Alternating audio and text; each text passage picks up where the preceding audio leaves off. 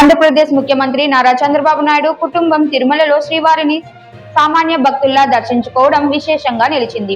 ప్రోటోకాల్ను పక్కన పెట్టి వారికి ఉన్న మహాద్వార దర్శన అవకాశాన్ని వినియోగించకుండా వైకుంఠ క్యూ కాంప్లెక్స్ ద్వారానే భక్తులతో కలిసి క్యూలో నిలబడి స్వామివారిని దర్శించుకున్నారు.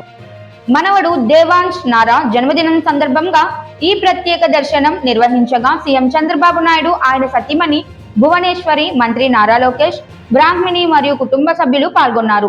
దర్శనం అనంతరం ఆలయ పరిసరాల్లో భక్తులకు స్వయంగా అన్నప్రసాద వితరణ చేయడం ప్రత్యేక ఆకర్షణగా నిలిచింది. అలాగే తిరుమల తిరుపతి దేవస్థానం అన్నప్రసాద పథకానికి సీఎం కుటుంబం విరాళం అందించింది.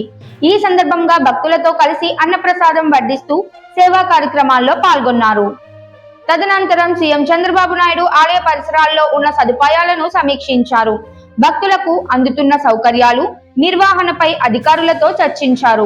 అదేవిధంగా ఆలయంలో ఆహార నాణ్యతను పర్యవేక్షించేందుకు ఏర్పాటు చేసిన ఫుడ్ టెస్టింగ్ ల్యాబ్ ను ప్రారంభించారు. మొత్తంగా సీఎం కుటుంబం భక్తులతో మమేకమై సాధారణ భక్తుల్లా తిరుమలలో గడపడం అందరి దృష్టిని ఆకర్షించింది. భక్తుల్లో ఈ ఘటనపై సానుకూల స్పందన వ్యక్తమవుతోంది.